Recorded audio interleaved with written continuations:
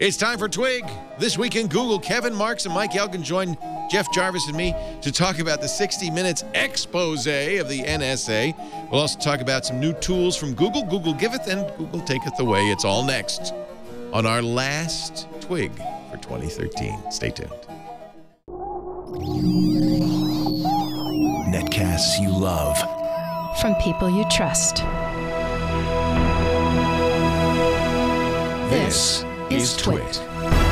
Bandwidth for This Week in Google is provided by Cachefly. CACHEFLY.com. This is Twig, This Week in Google, episode 229, recorded December 18th, 2013. Jiggery Pokery. This Week in Google is brought to you by Personal Capital. With Personal Capital, you'll finally have all your financial life in one place and get a clear view of everything you own. Best of all, it's free. To sign up, go to personalcapital.com/twig. And by Hulu Plus. Hulu Plus lets you binge on thousands of hit TV shows anytime, anywhere, on your TV, your PC, your smartphone, your tablet, your Chromecast. Visit huluplus.com/twit to start your free 2-week trial. It's time for Twig This Week in Google, the show that covers Google, the Googleverse, the cloud. Jeff Jarvis is here. He is at his post at the City University of New York, where he's training young minds to the twisted world of journalism. Hello, Jeff. Happy holidays. Same back. I'm surprised you're at work. I am still. I have meetings all day today. Did the kids everyone wants to jam everything in. Oh my God! If we don't do it by the end of the year, it'll be next year. It's next week. But the kids have gone, right? They're gone. Yeah. So we had a graduation. I wore my your gown. Mufti. Yep. Yeah. Yep. Do you? Now I remember when, because my dad was a professor, commencement. You'd wear the gown of the college from which you graduated or got your graduate degree. Yes, but don't forget, I only have a bachelor's, so I don't have any hash marks or anything. You have no gown. I have a gown. I have the cheap gown. Just a nylon thing that they rent. Yeah, Dad had like Columbia, from a PhD at Columbia. He had like blue velvet and stripes, and it wasn't a mortar board. It was like a thing. Yeah. Oh yeah. Those are great bonnet. I get jealous of those. It's not worth it to go get a degree just to get the dress. No, that's a long way to go just for the dress. Yeah. Anyway, welcome, and it's good to see you. We should mention once again, Gina Trapani's taking the month of December off to relocate. We miss her. But yay, she'll be in New York. Yeah. Baratunde just got his Brooklyn apartment, so oh wow, there's a massive tilt to the east, I believe. Yeah, you think Silicon Valley's all hip? It's not. Brooklyn is the place on earth. Oh God, yeah. I interviewed Alexis Ohanian on Triangulation on Wednesday, and you founder of Reddit, and of course probably the king hipster. Yes. And people were coming over. They had people in the house. He actually had gone into the bathroom to do the interview so that the people in the house, because they were all going to dinner afterwards, probably some polenta crust pizza parlor. I hate you. Oh, you make fun. You make fun, you California. Hey, look who else is here. We got Kevin Marks. He is visiting us under his umbrella out in his garden, as usual. Hello there. Nice to see you all. I'm going to resist the temptation to say the out-of-works Kevin Marks. I will say the consulting engineer Kevin Marks. There we go. Ex of Google, Apple, Salesforce, British Telecom. This guy has left more jobs. Which one? BBC. That's right. You started at the Beeb. Yep. That's where he gets that posh accent. And also with us, Mike Elgin, who is soon to take the helm as news director here at... Oh, he's wearing Google glass. Yep. He brought the Ron Burgundy of Twit. Exactly. Stay classy, Jeff Jarvis. Grow your mustache now. Oh, wait a minute. Set up on-head detection. Enable this feature to consume less power when you're not wearing glass. This is your son's glass. When is anybody not going to be wearing glass? You're going to wear it 24/7. This is the one this is 2.0, right? That's right. And then supposedly I can wink, take off glass, put it back on, and tap touchpad.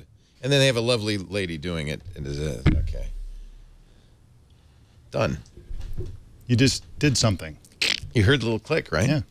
Something happened. Now I just see the Google logo. Is it rebooting?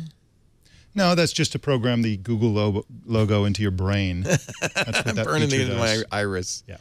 Do you have glass, Kevin? I think you're the only one here who... No. It's not a glass hole. I wear glasses all the time, so it wasn't practical. So it wasn't worth the. They will be now, though. You can add prescription lenses to this. Glass hole is now a term of endearment, and so now we use glass wipe. Glass wipe. Stay glassy, Petaluma. I'll be sending my back in January, first week of January. I get my exchange. Ah, good. So you already got your 2.0s. This is my son's. He got it later, so he got his first pair was 2.0, and I have 2.0 on the way. This is the old one. That's the new one. They look identical, but the 2.0 has faster speeds and additional capabilities. Have you found it to be fragile at all? I actually broke my first pair. Yeah. I put it in my backpack in the case that they give you, and I bent it in half. It's happened to a lot of people. They just replaced it, no questions asked. Scoble's like on his third. Well, I think there's a little margin built in.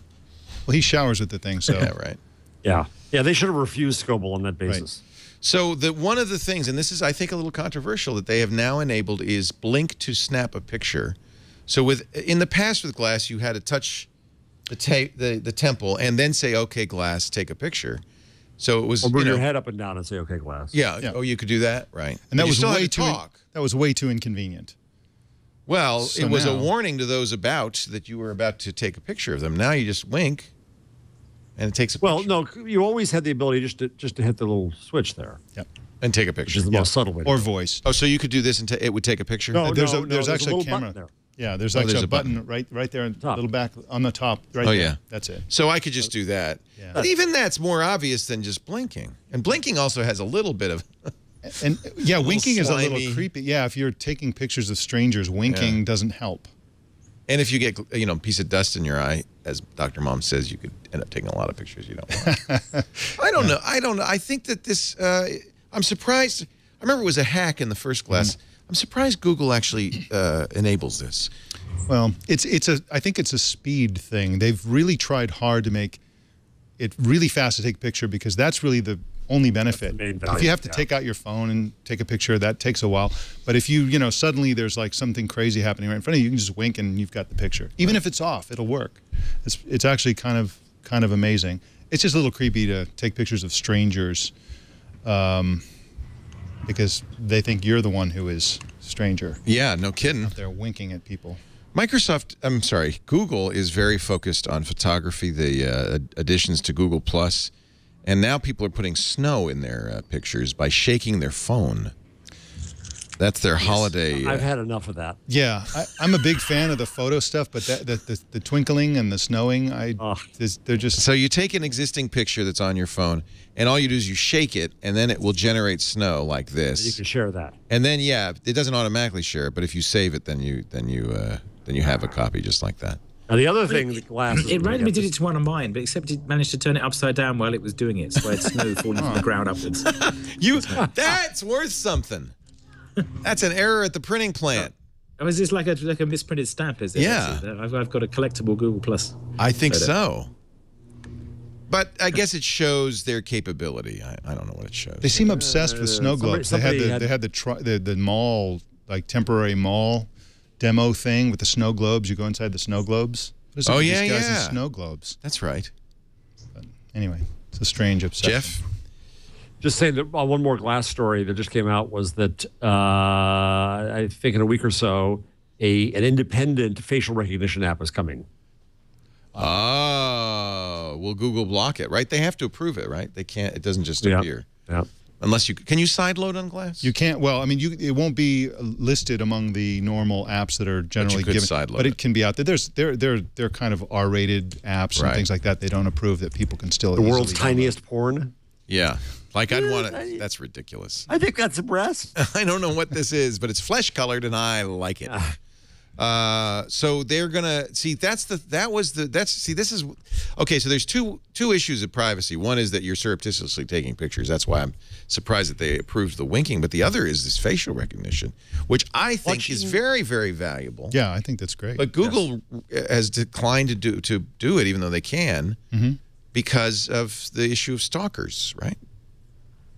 No, it's just because they think it sounded creepy. This was directly a Schmidt thing, wasn't it? Crosses the creepy line. Because they built this years ago with Google goggles. There was a version of that would identify people. they tested and then said, no, we're not going to do that. That's too creepy. Right. Listen, but let's be honest. It's going to, whether, fine, Google's not going to do it. They're going to wait for others to do it. It's going to become popular. It's going to work. You can't stop it. It's just knowledge. Knowledge is not dangerous. Being creepy is what's creepy. Right. Yep. Yeah. The other thing is that it's just a convenience. You can already take a picture surreptitiously, upload it to Google Plus, and Google Plus will tell you who it is. Right. Yeah. So why not, why wait? And as I've pointed out with back in the goggles days, the government already does it, so shouldn't we? Yeah. Shouldn't we be able to? Plus, I'll bet somebody, one of my students, I think I told you a year ago, is trying to use glass with people with Alzheimer's. There'll be therapeutic uses of it that are valuable for people. Well, for all of us above a certain age, Jeff.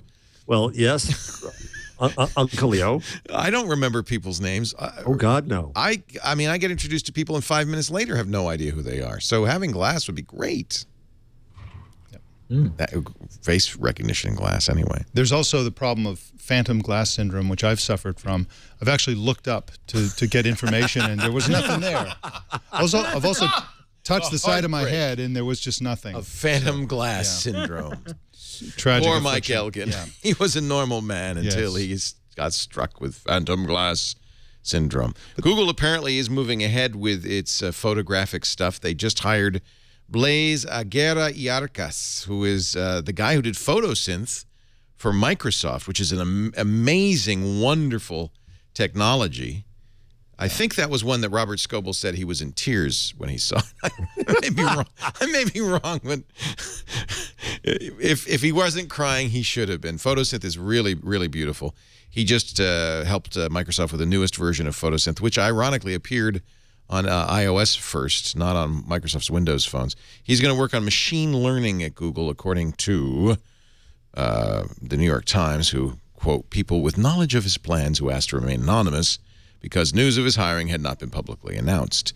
Mr. Aguirre-Yarcas has confirmed that he has left Microsoft to join Google, but wouldn't say what he was going to do. Microsoft says, we wish him well in his future endeavors. He's an amazing engineer because he's been involved. Him? Well, he's been involved in a very wide variety of projects, including augmented reality, wearable computing.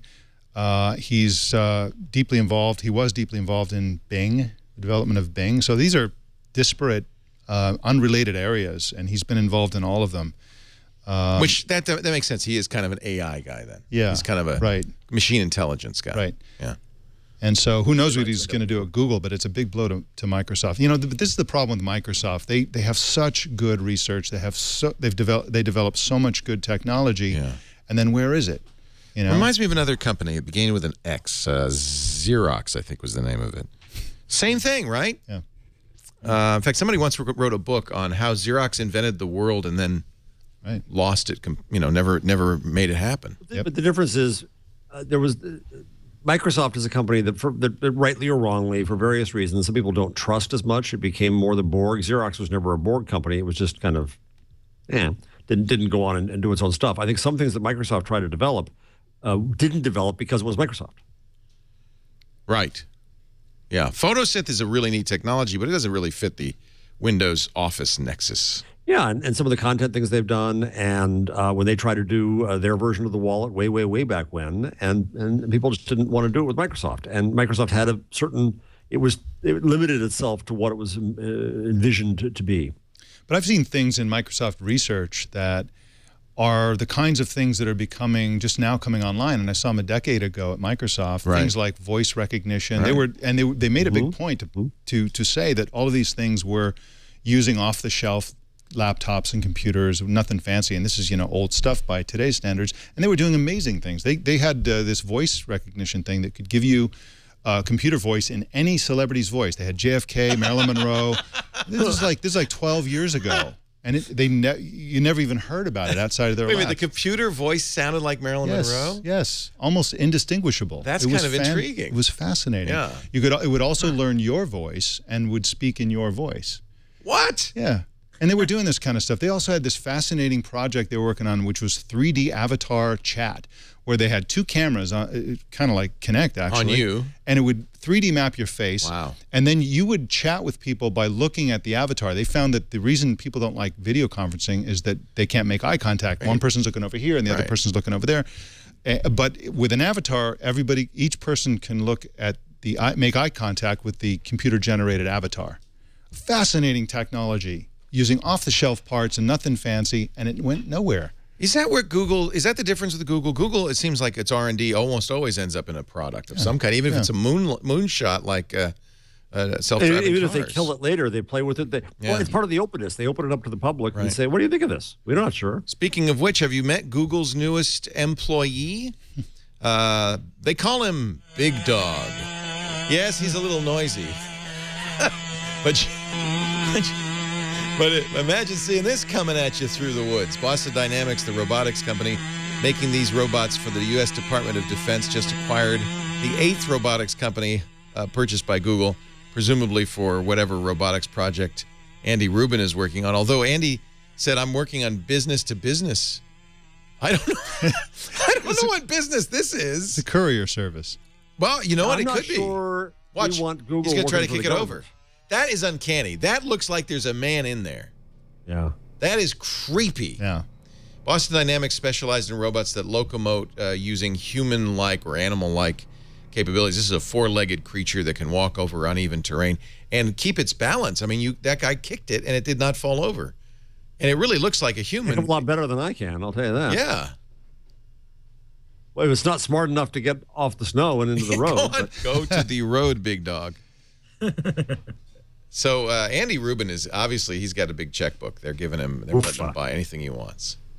Unbelievable. This to me is a little creepy. Yeah. But, you know, here's what I fear about this. So it's not very far. This thing is, because it's done for DOD.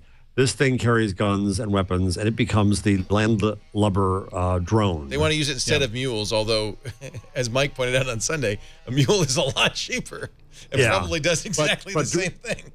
Should the government, should Google really be doing, especially right now, the bidding of the government for these kinds of secret projects? Well, Google said that they are going to honor the existing contracts, but accept no additional future contract. They did. So this is actually one of the most interesting aspects of this story. The Pentagon now needs to go find a robotic donkey supplier because these guys are out of it. Out of the robotic donkey. Thank you, Mike. I didn't know that. That's very interesting. Yeah. And yet they are still doing government work. Yeah. Just we don't know for how long. Yeah. So a Big Dog can handle 225-pound payload. It can dance. And can dance. Actually, Cheetah, which is another one of them, can run faster than Usain Bolt. Look at this. Yep. I mean, I don't know if this is a pack animal. Science. It's pretty impressive. Well, my feeling is that this, the founder of Boston Dynamics, has always specialized. I think his name is Mark Raybert, in duplicating animal locomotion, and the reason for that is it's more efficient. Nature has already come up with the best forms of locomotion. Is that true? Because sometimes I feel like nature came up with like the least kludges. Yeah, the least unacceptable kludge as opposed to the most efficient means. I feel like a kludge many days myself. Yeah. Look at this. This is the big dog, the cheetah running. Right. He could go to the gym for you. Think about that. You just send this thing to the gym and work out for you. But notice that there's a massive tether. I mean, yeah. Big Dog was gas powered. That's why it was so noisy. But yeah, I don't know. Yeah, and of course Google purchased 8 robotics companies in the last 6 months. Busy. And many of them are body parts. There's one company that specializes in robotic hands. There's robotic eyes, these kinds of things. So they're body parts. I don't think they've purchased, to the best of my knowledge, any companies that specialize in robotics, computer machine intelligence. I guess Google will do that part. This is a walking man, that pet man, who is able to walk over Sprint ads in a single bound. You can't look at that without thinking of Skynet. It's very Terminator-like. Yeah. I mean, Or come with me if you want to save your life. If you want to live. What? That would be a good celebrity voice. Microsoft should collaborate with them. Wow. It's pretty spooky. Yeah. It's a bit Battlestar Galactica. What was that series? Oh yeah, Cylons. Yeah. Caprica, where they had the guy making these in the lab. Okay, Kevin, you win the nerd award of the day. Yes, Caprica. So should we be? I mean, but that's the problem with science fiction. It's just fiction. So you can't let that stop you because, you know, Frankenstein. As somebody in the chat room, Castle Bravo says in the chat room, the future is both interesting and scary at the same time. Yeah. Yep. Well, I just wrote a column about this concept. What is it that's scary about this kind of technology? What is it that's creepy?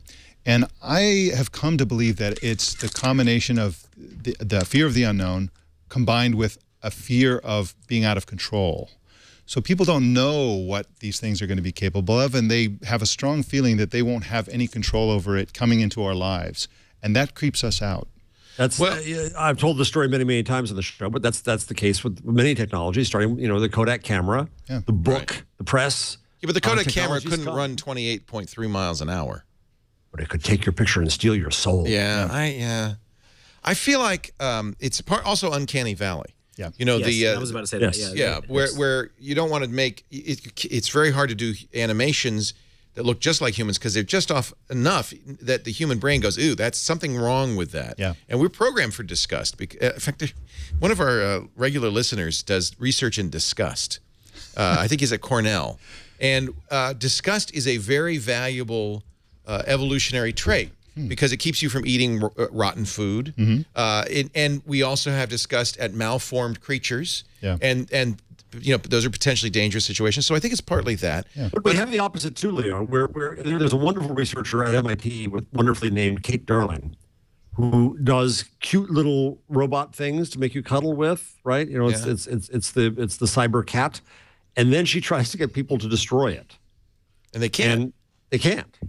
Right? It's logically it's just a machine. I can you know, I can destroy this computer. Well, no, I'll destroy the Mac. I won't destroy my Chromebook. Of course. So Boston Dynamics blew it. They should have made Big Dog look like an Ewok. Well, it's an interesting fact that Mark Raybert, who founded this company in 1992, was actually a consultant.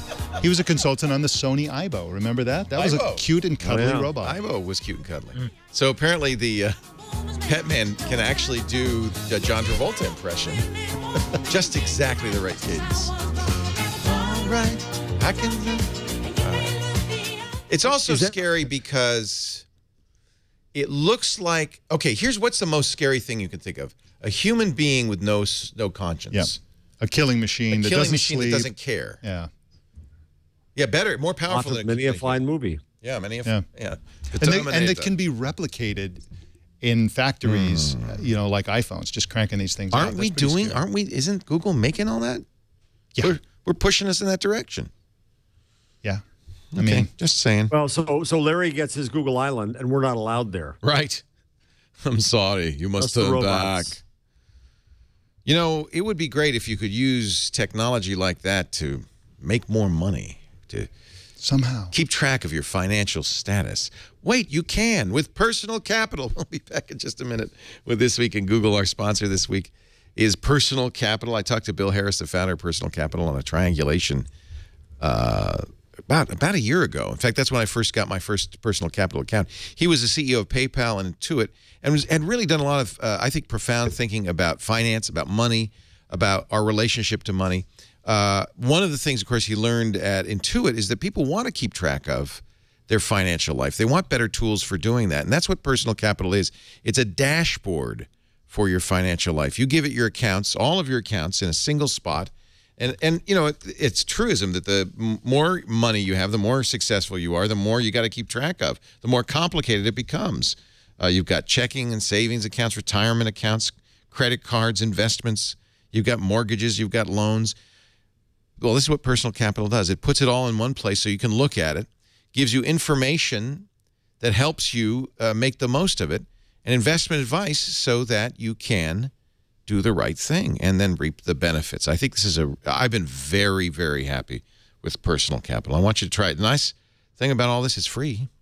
Go to personalcapital.com/twig. You can sign up in just a minute, and I'm telling you, big dividends. They're very secure, multi-factor authentication so that you know, you can't use Personal Capital unless you have a second factor in there on your device and so forth. So it's really safe to use on your iPhone, your iPad. They've got free apps on a desktop computer as well. The website, personalcapital.com. Find out more at personalcapital.com/twig and sign up free, absolutely free today. So it is final exam time. I know Henry just finished his exams, is coming home. Abby finished her exams today. Your students have headed for home. Jeff Jarvis. There was a kid at Harvard didn't really want to take his exams. Oh, Jesus, yeah. And well, we know now it was a kid because there was a bomb threat phoned into to Harvard, and or actually email bomb threat to Harvard, and the suspect, according to Bruce Schneier on security, did everything he could to be anonymous. He used an anonymous email account. He used Tor, the onion router, and nevertheless, the FBI was able to identify the suspect. We got to say the suspect. And make an arrest. Turns out, according to the criminal complaint, Bruce Schneier read it, the FBI got itself a list of Harvard users that had accessed Tor and went through them one by one to figure out who it was sent the threat. Oof. Ow. Well, he sent it on their network, right, which meant they actually had the packets going out. Yeah. So he did what you would think would be a smart thing. Created a new account. It'd be a lot smarter to have gone to the town library to do it. That would have been better. That would be better, yeah. Yeah, I guess he did it from his dorm room. Hey, he was behind on his exams. He didn't have time to go to the library. If he had, he could have studied. You know the famous story of Zuckerberg and his art final? No. That I heard him tell the story that he he was too busy starting a $100 billion company. He hadn't studied for his art final at all, and he put up all of the pictures that they were supposed to analyze and sent everybody an email saying, I put up a study guide. And Harvard students, being Harvard students, fell over themselves to get the best essential descriptions. And the professor said that the class got better grades than ever, according to Mark. And this, I think, is an example of wonderful crowdsourcing and platform making. But, of course, in the movie about Mark, they presented it as if it was cheating. Just as the NSA portrayed Edward Snowden as a cheater on its 60 Minutes piece that was Sunday. The most dreadful. The fall of 60 Minutes. 60 Minutes, the last Tiffany gem is gone. It's a bad Kubrick zirconia at CBS now. It was just an absolute dreadful. They after having gotten in trouble for hiring for assigning a military fan to do a story on the military, ex-employee of the director of national intelligence. They put a security fan to do the security story in John Miller. Yeah, who at the same time was trying to come back to the New York NYPD to work for Bratton. So I mean, he's going to quit. Now that he's done his duty, he's going to quit and go to work for the NYPD. He is, to be fair, he's done television news reporting for a long time. He's a senior correspondent at CBS, but has a lot of connections. And it was a with law enforcement kiss-ass piece to the NSA. Well, okay, could you reasonably position it as it was giving the NSA the chance to tell their side? But even a reporter who does that should then throw against what the other side is to them and ask some tough questions and not do it. And not, well, they showed us the door to the secret room. Yeah. You know, it was absolutely dreadful and shameful. So this is the third strike. You got Laura Logan, you got Charlie Rose, and now you got John Miller. And let's go back to Dan Rather. Yeah, it's the fall of So what was wrong with this piece? What was wrong with it? Yeah. Just that. It was not challenging at all. It was a propaganda piece. Yeah. It was flackery. Yeah. And just look at the description of Snowden as a they even used an ad hominem attack that seemed completely not germane, that he, when he was at home computing, put a hood over himself, and his girlfriend thought that was weird. It's like that seemed like a completely ad hominem. Yeah. Well, no, I mean, but actually, it was only a smart thing. The Guardian, and this has now been made public, the Guardian was warned that they shouldn't have anything and say anything in offices. Their offices are very windowed on next to a canal in London, and that other agents could come and use lasers bouncing off of plastic cups on their desks to hear and see what they say. They can do that, by the way. Yes. So that's why he used a hood, obviously. Right. To me, the problem was that they presented a very strong side of the story, which there isn't necessarily anything wrong with that. But then they pretended as if it were not controversial. They didn't bring out... The NSA doesn't collect phone information on American citizens, just metadata, which a judge the next day ruled unconstitutional. Exactly. Right. Exactly. And so that just looks foolish. Yep. I mean, obviously, I'm a fan of The Guardian. I work with The Guardian, full disclosure. I'm a fan of what Snowden is doing. That's my view of the story. Right. And fine. But then present that view of the story and hear the NSA's best arguments against it. Fine. I moderated a panel with Bob Kerrey in which he went after me about just these topics, with Yochai Benkler and Bob Kerrey going after it a lot. And you know, my position was clear, but Bob Kerrey was there to present the best that he could for that side. We've even done that on this show. I've tried to represent the NSA side. You were the Stuart Baker character. In fact, Stuart did email us, and I apologize, Stuart, for not getting back to you. We'll get him on the show. I think that would be very interesting. Yeah, because there are two sides to this. I don't, you know, but that was a fairly self-serving piece for the NSA. By the way, the NSA report, the committee, the I would say dubiously appointed committee, just released its report minutes ago, 46 major recommendations. It's, I think, something like 300 pages. The funny thing is they didn't invite The Guardian to the announcement. The joke on Twitter as well, of course, The Guardian already had it. Somebody leaked it to them. Yeah. What about this contention that Snowden has millions, or at least 1 million more documents, some of which could be very detrimental to the U.S. interests? I think that there was a misinterpretation of what Alan Rusbridger, the editor of The Guardian, said in Parliament, because he said that 1% of the documents were out. And I don't know this from Alan. I've meaning to ask them. But I think that my interpretation of what he said was he was talking about actual physical views of the documents. And whereas I think that they've used a tremendous number of documents already in the reporting. And yes, there is more stuff that's there. The shocking thing is that they can't find out how much he has because the monitoring software wasn't existent, wasn't turned on in the office where he was in Hawaii, and Snowden knew that.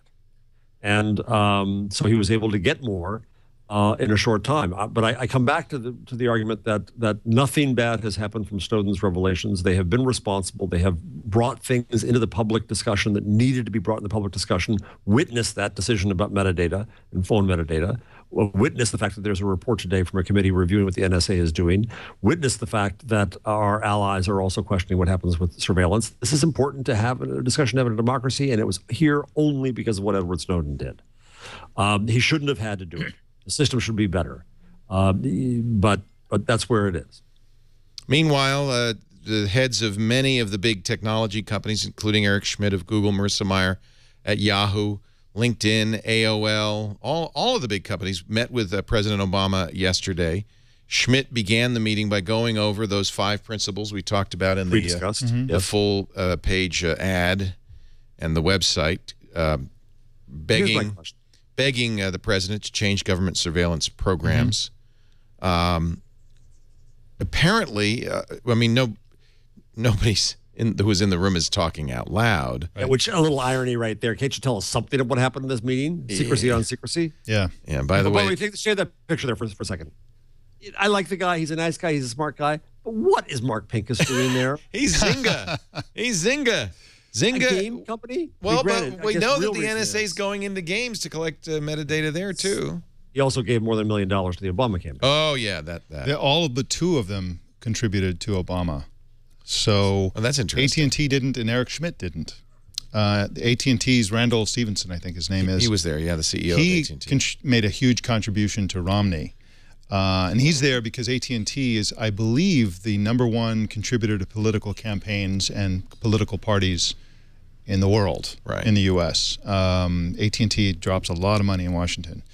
Is this just a photo op, or do you think there really were there was any intent on the part of the administration to listen to these guys? I mean, this is the economic engine that drives the United States. I mean, you know, it's not an industrial, but in terms of the information age, this is these are the big names, the big companies. Obviously, nothing's going to happen at this meeting, right? But in optics, as they like to say, the fact that 8 major companies took out that full page ad directly to the president and Congress, giving them principles to live by that they have not created, and that this meeting then occurs, says that it didn't fall on deaf ears. It may have felt on obstinate ears, but not deaf ears.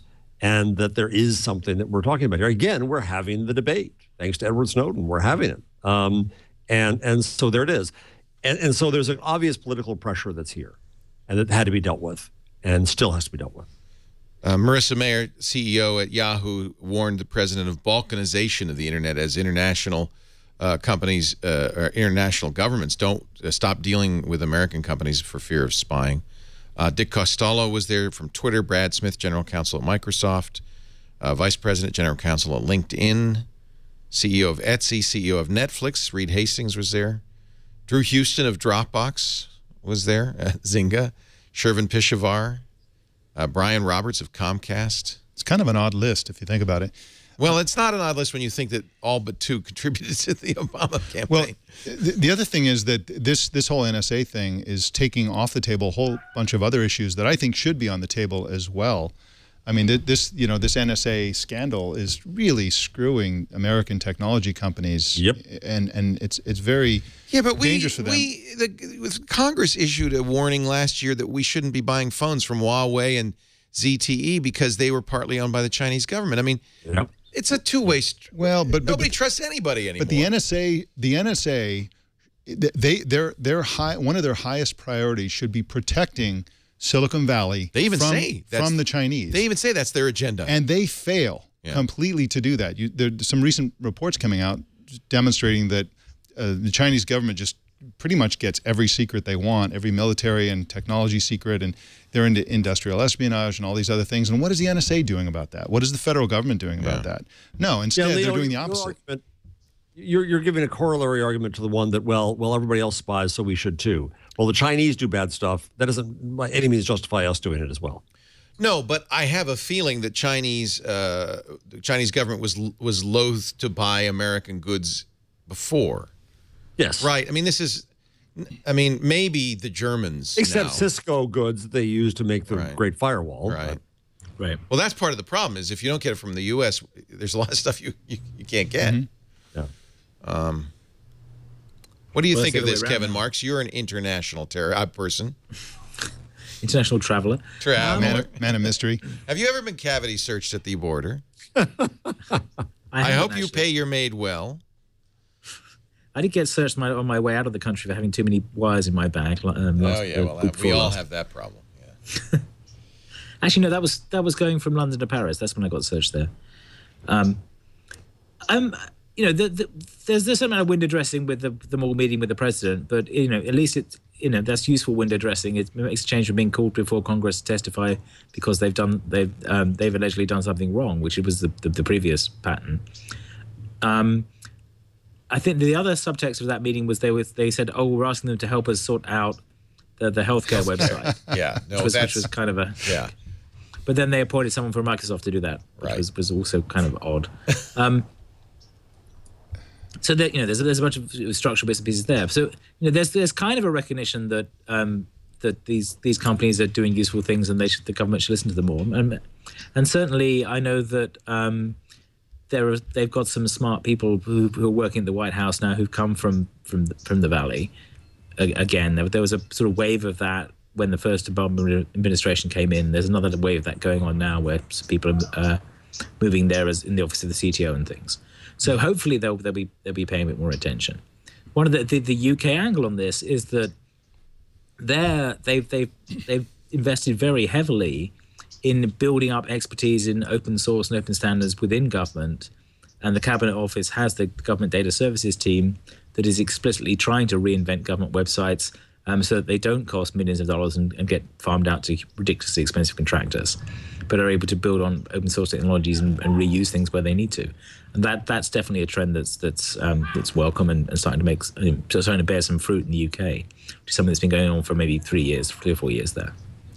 Angela Merkel, we're learning now, after hearing from Der Spiegel that the Americans were listening to her personal cell phone, called President Obama and said, this is like the Stasi, the East German secret police, that she was an East German, so she had some experience with. She was particularly angry, according to the New York Times, that the NSA, quote, couldn't be trusted with private information because they let Snowden clean them out. So A, she's pissed off that we're spying on her, and B, that damn Snowden guy cleaned you out. Well, same with your Senator Feinstein. She, NSA was fine and wonderful and glorious until one of her own, that is to say Angela Merkel, one of that level, got hacked. And then that's when she got mad. Yeah. By the way, now Feinstein, after the court decision about the metadata, Feinstein said, well, it's good to have, but not all that critical. Not long ago, she was saying it was vital to have that to stop terrorism. The metadata, well, see, this is the thing, and I think this is why the 60-minute piece tells you a lot about what the NSA thinks the American people will tolerate, what the American people understand.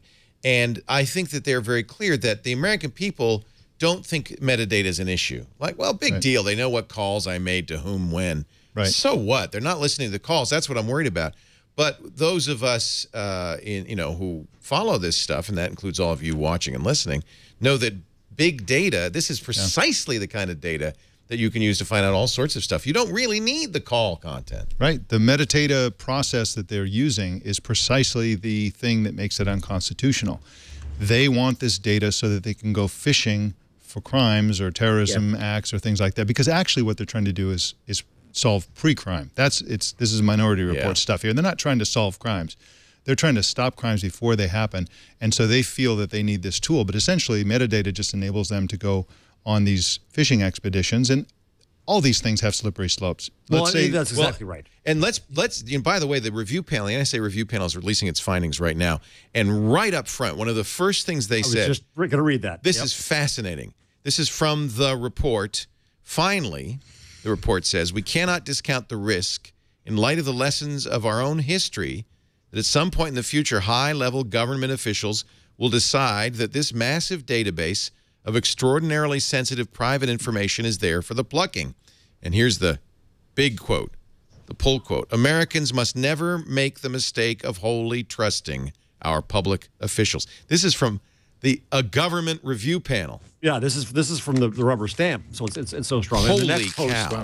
The next post there, it says that metadata can reveal, quote, calls to the psychiatrist, the plastic surgeon, the abortion clinic, the AIDS treatment, and so on. Knowing that the government has ready access to one's phone call records can seriously chill associational and expressive freedoms, and knowing that the government is one flick of a switch away from such information can profoundly, quote, alter the relationship between citizen and government in a way that is inimical to society. Boom! So Edward Snowden should be banned from this country forever because he caused this debate. Yeah, he revealed that horrible secret. So that was, to me, the big takeaway of the 60-minute piece. The NSA did, in fact, say, yes, we're hoovering up all call records. Yes, we are. Yes. And we're saving them for years. But it's just the metadata, folks. Right. Tells you two things. One, they admit it. Two, they think you're too stupid to know what the implications of that are. And also, Leo, this is the problem of regulating to technologies rather than principles, right? So let's move this back to mail, right? The first example we've used in the show many times is that your contents of a first-class letter or package can be searched only with warrant, right? And we agree with that as a society. That's what should happen. And of course, that didn't extend over to email itself because of all the reasons we've discussed. Now we get to the metadata side, right? The presumption about metadata is that, well, it can be seen by the postman, it can be seen by anybody, so it's okay. So to this day, the USPS now photographs the cover of every single letter that is mailed. Now, the argument might still be made that, well, that's just who sent to whom, what's the big deal? But now what the Monday decision said about metadata is that, sorry, the MSA turned off my lights, is that now there's that much more data that lets you put together a very complex mosaic of life around this metadata. So there's a continuum here that either says that our communication is sacrosanct or not, regardless of technology, and it either says that metadata is presumed to be public or not. And they got it both ways, right? They said, well, no, our communication is not protected, but metadata is always okay. And we have to regulate this to principles, which is what the technology companies at least are starting to go with the White House on. And what they're saying is the technology companies don't hoover everything, go after specific cases and specific matters. And that is what the law was until 9/11. The three major telecoms, this is fascinating. So what's happening is they released the report, which is very long and very dense, hundreds of very dense pages. And now people at The Guardian and elsewhere are parsing through it, and they're live blogging it as they read it, which is That's great. The Guardian. Yeah, Guardian watching the live blog of The Guardian. Glenn Greenwald tweeting, "Wouldn't it be increasingly hard to say Snowden is a felon, deserving decades in prison, when the courts and the White House's own panel are saying all of this?" Guardian business correspondent Dominic Rush, who's one of the people looking at it, finds some interesting ambivalence in the telecom industry about new restrictions on NSA access to customer data. AT&T, Verizon, and Sprint declined to comment on the new proposal to have them hold customer data on NSA's behalf, but one executive warned it could create as many problems as it solved. Quote, "It would be costly for us, and more than that, it would potentially open access to consumer data to other government agencies. Once they know that we are holding the information, what's to stop the IRS for asking for it?" Exactly. It wouldn't just be the NSA anymore. But also, the telcos have a lucrative business in billing the government. They make good money on it. This stuff. That's one of the reasons that the AT&T lot wouldn't sign on to the thing the other companies said was they didn't want to talk about this. But they've already had the retroactive immunity thing written into the law. But also they have this, that they basically say, yeah, sure, you can have that data. That'll cost you this much, and they've turned it into a revenue stream. Right. And one question of why didn't Amazon sign the letter? Oh, one speculation, it's just speculation that I hear around, is Amazon has CIA contracts. Right. I don't know. I don't mean to besmirch, but you have a lot of data about us, Amazon. You are the library of today. Libraries have a ethical view that they should never release the card of what you read. So Amazon, are you a library or not? Right. Yep. Well, there'll be lots more, and the good news is Patrick Leahy has asked for a January testimony on this report, which means it'll keep it in the news cycle, because this is actually a great time from the NSA's point of view to release this information, because nobody's paying any attention. They're busy shopping. It'd be nice if Greenwald, that's right, before Christmas. Yep. It'd be nice if Greenwald and Snowden could testify as well. Yeah, via Skype. Of course. Google and Facebook, according to the Wall Street Journal, are expanding their efforts to control the world's internet backbone. It's currently controlled, at least in the U.S., by the telecoms, Sprint, AT&T. Sprint's, I think, the biggest. Google has spent years piecing together its own network of private fiber optic cables, now has more than 100,000 miles of backbone route throughout the world. That's bigger than Sprint, which is 40,000 miles. And to reduce costs and probably also to increase privacy, both Google and Facebook are starting to light these dark fiber cables to provide their own backbone. This is amazing. Both Google and Facebook have undersea cables to Asia. Yep. Yeah. All the way from California to Japan. That is a big sea, the Pacific Ocean.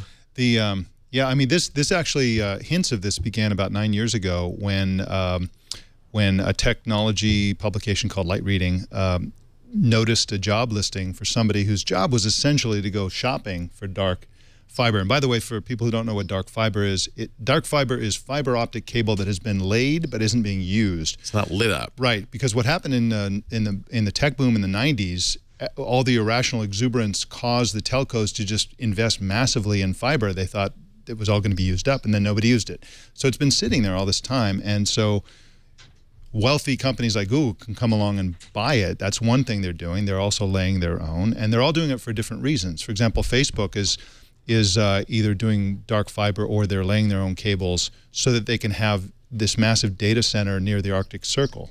Whoa! Because the cooling's cheap up there. Because the cooling's cheap up there. Just open the window. And the energy. And the laws are somewhat better too. Yeah. Right. And Microsoft is using it for a similar purpose, which is that they're going to super inexpensive areas for their data centers to operate. Google just wants massively high-speed internet at low cost. And in fact, I've encountered this myself in Istanbul earlier this year.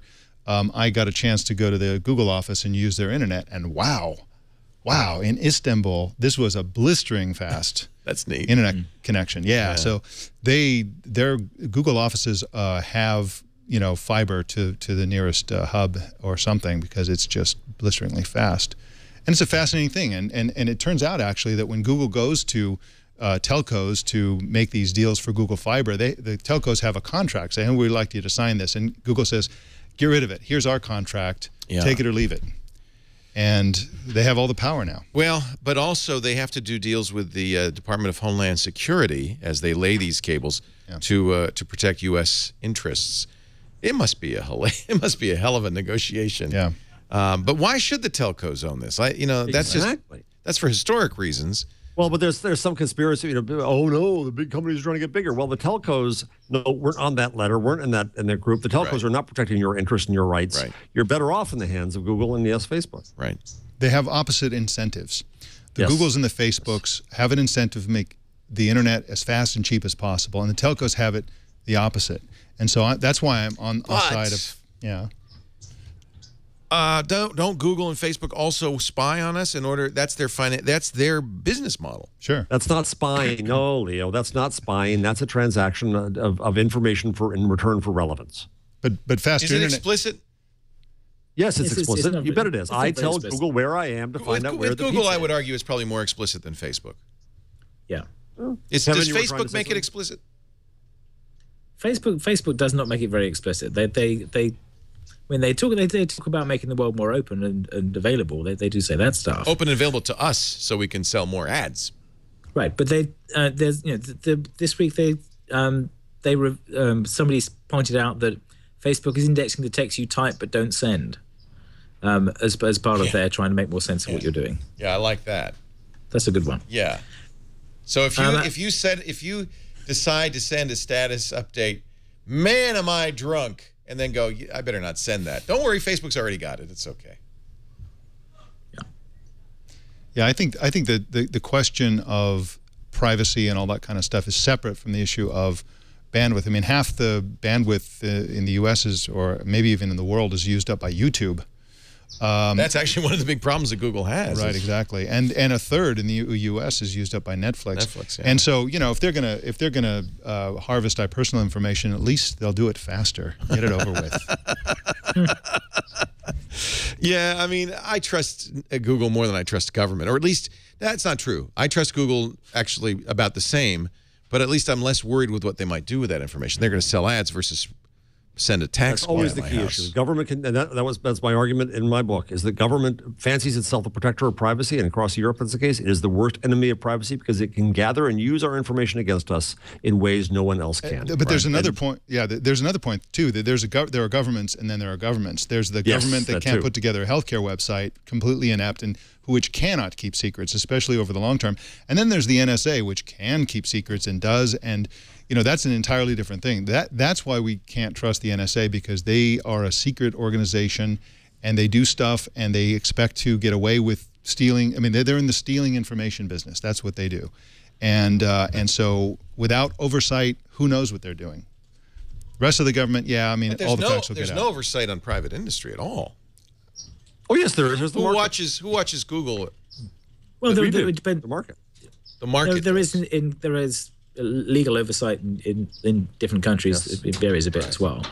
Right. There are privacy laws in Europe that are stricter than they are here, but here there are data breach laws that are different from in Europe. Yes. So you can integrate between them and get something out of it. And there's the FCC and the European Union, and everybody's always trying to go after them to reveal what they're doing and all that kind of stuff. Right. Who media, can do that? The idiocy, I still think it was idiotic that Google getting accused of stealing data that was on open airwaves when it happened to drive by certain houses. Look at the hoo-ha about that certainly acted as a check on Google. I think it was a stupid check, but it was a check nonetheless.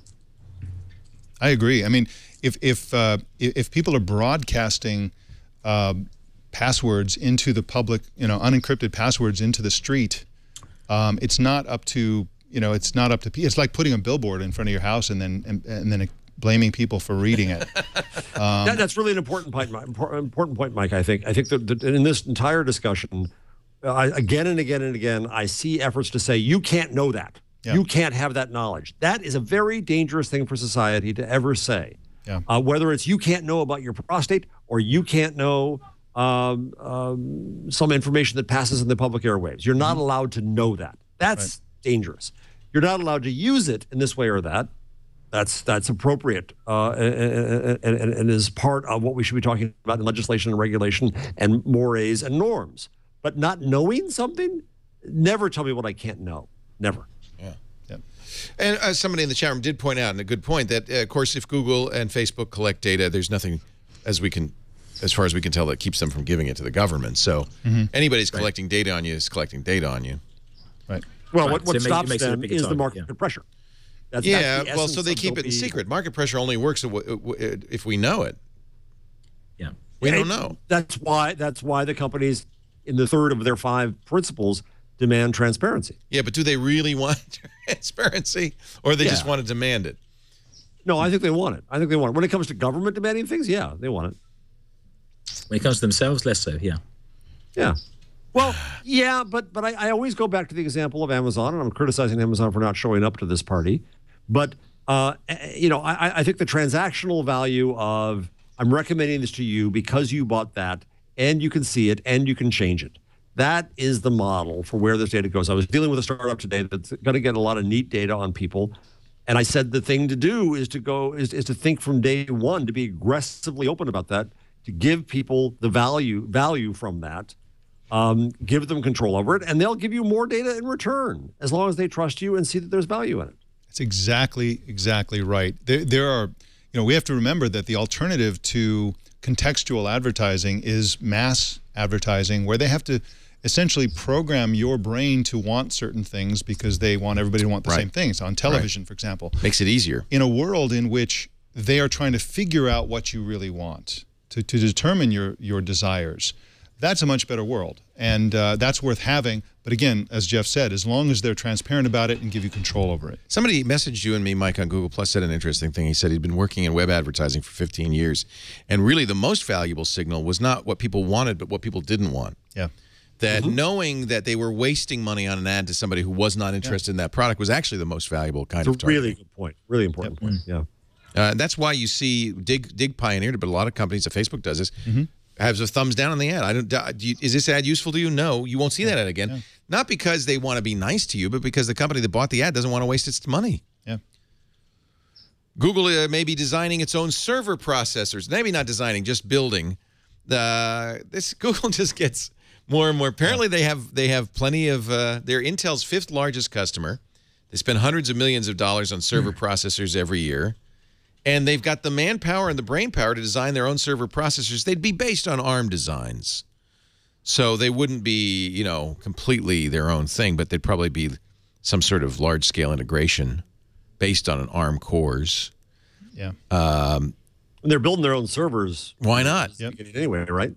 Yep. Well, they've been building their own network switches as well for quite a long time. Really? Because they had to, they wanted throughput that nobody else could do. So they had to do their own chip design and switch design for that. Google has always been very smart and very innovative when it comes to building servers and dealing with servers. In the very early years, at least as I learned from In the Plex, which is a great book.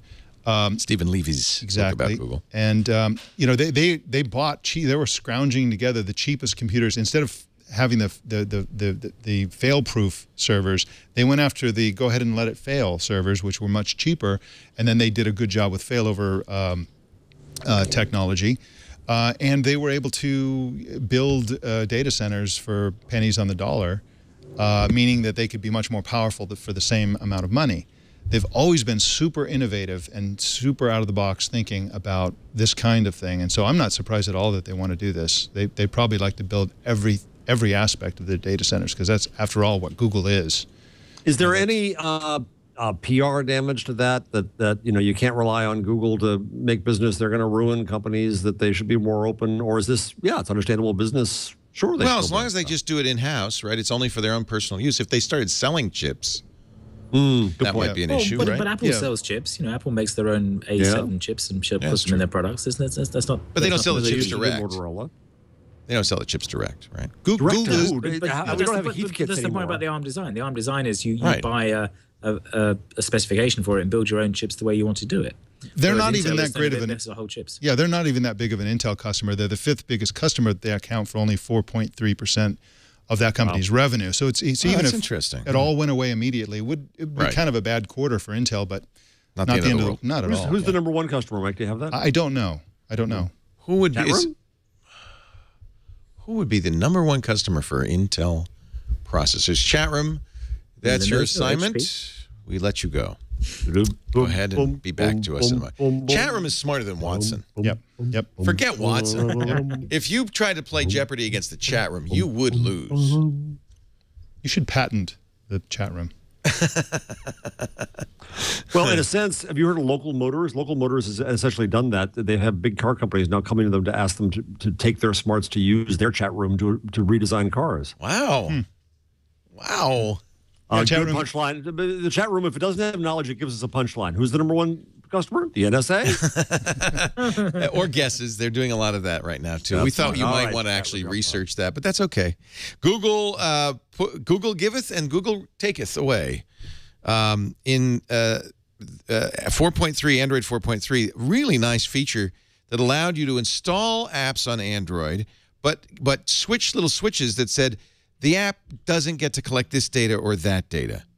The feature removed in Android 4.4.2, Google says it was put in by accident. The app's ops privacy feature is now gone. So the idea of you putting in an app but saying, hey, you can't have, that app can't have location information, or it can't look at my contacts or so forth. Now, obviously, that's going to break apps if the app expects that information. Mm-hmm. It could. No, because you can fake them out and give them, like, always say yes, I'm at 0, dummy 0, stuff, right?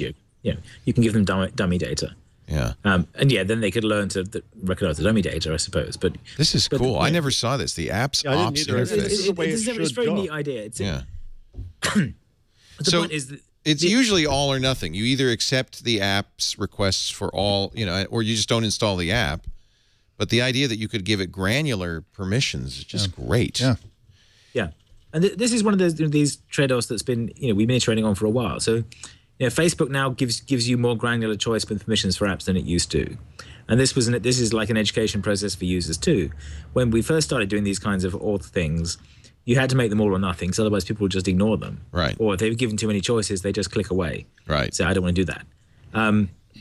Now people are more used to it and understand the principle, then that's good. But the challenge is still, how do you understand this contextually? What's better is with certain kinds of these APIs, if at the point where the app makes the request and you can understand the context for making the request, you can then give permission with an understanding of what it's trying to do. iOS does that. So if you install an app that needs location information, the first time it asks for location information on iOS, it will pop up a thing saying, do you want this app to be able to do that? And you can say no. Right. So iOS does have sort of this kind of granularity. Yes. And there are bits and pieces that are a bit like that. But the challenge is always explaining to the user what it is and not giving too many of them. That was the the Windows, which was it, Vista, that did this, where every time you try to do anything, user access control, where it would pop up every 30 seconds. Saying, Are you sure you want to do that? You want to do that? So the balance is you've got to understand what it's trying to do and say, this thing is asking to read your address book. And you're like, okay, why is it asking to read my address book? What's going on there? Or this is asking to send a message as you. It's like, show me the message it's going to send. Show me the messages other people have sent with this app. Wait a minute, they're all the same. This app is playing me. So there are situations like that where it starts getting interesting. But to say we can't do this in principle is just that's wrong. Yeah. You can do this. There's lots of ways of doing it. You can either make the APIs return errors, or you can make the APIs return null data or minimal data that doesn't mean that they can impersonate you or track where you are. That's very doable, and to say it's not is kind of silly. And there are third-party ROMs that do this. Yeah. And by the way, speaking of ads, Google will now only charge for ads that people actually see. What? They were charging for ads that you couldn't see? Well, almost every media site was. Actually, MSNBC did this about 2 years ago, where they were alone in the industry, where only if the ad scrolled up to your eyesight. Oh, I see. So if it's below the fold, not visible, you'd still pay. You'd still pay for it. That's a page load. Oh. Yeah. And Chartbeat did some very interesting work about 3 months ago, a BetaWorks company, started, where they track your use of a page pixel by pixel. And so what they found was, very interestingly, so advertisers for just that reason would presume that the ads that were down the page were less valuable. The most valuable thing you wanted, of course, was the banner across the top.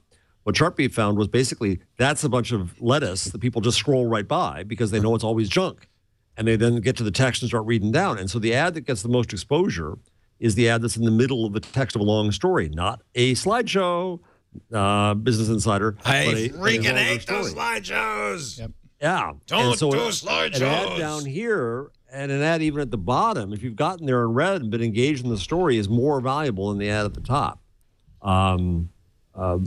Because it's at the point where you want to know what to do next. Yes. So you've got all these sites that now have this. Now you finish reading that article. Which of these 6 things you want to go to? And there's services that inject those in there. Yeah. Well, and that's fairly yucky stuff. Often, I regret clicking on those links usually. Yes, with the Outbrain stuff. The Outbrain stuff particularly, because it's like go to this clickbait link. But the ones that are actually more stories from this same site are actually, if those are done sensibly, are often very useful. But yeah, the Outbrain stuff is like, oh God, did I really mean to click on that? I'm so sorry. I just met a fascinating company called, met them today, in fact, called Infinite Analytics. Recommended to me by Tim Berners-Lee. You know, if he'd said, listen, I found an olive oil company you ought to talk to, I'd talk to them. Right? And so very smart guys where they're looking at your social activity to use that as the basis for making recommendations to you in smart ways. So recommendations and relevance are great.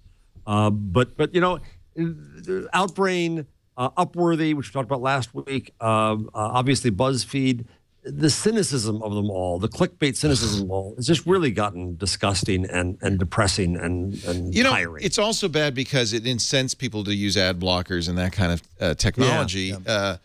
Just as, you know, Punch the Monkey ads just did the same thing.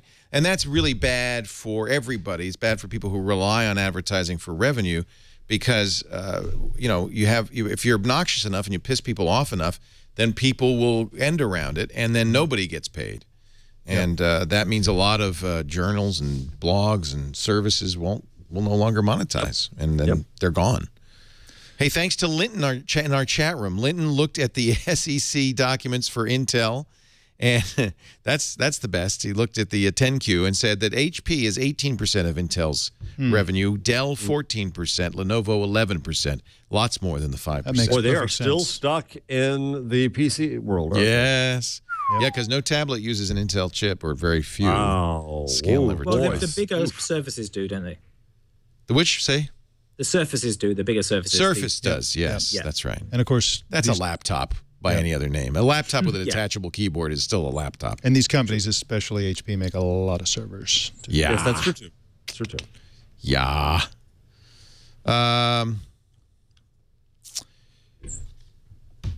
Yeah, it's true. While we're on Google, Leo, do me a favor. Pick up your Android phone. Yes. My Moto X, which I can talk to. Say, okay, Google, let's go caroling. Okay, Google, now. Let's go caroling. Will it work? Will it work? It's searching. Takes a while sometimes. No. Okay, well, here's what we get. Wait a minute. No, it says, which carol would you like to sing? There you go. That's what you want. Yep. Okay, so which would you like? Jingle bells up on the housetop, deck the halls, oh Christmas tree. Let's do a Christmas. The one that's out of copyright, yeah. Yeah, which one's out of copyright? Oh, here we go. It's karaoke. It's karaoke. Ready? Everybody now. Oh, Christmas tree, thy leaves are so unchanging. In German, Jeff. Dein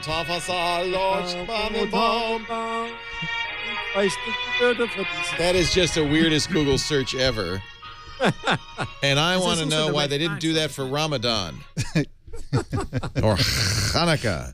There's your dreidel song there. Yeah. Because they don't like Christmas carols. Yeah, that's right. If anybody thinks this is pro-Christian, they know there's another thing coming. So if you say, okay, Google, now, let's go caroling, it'll do that for you. Yeah.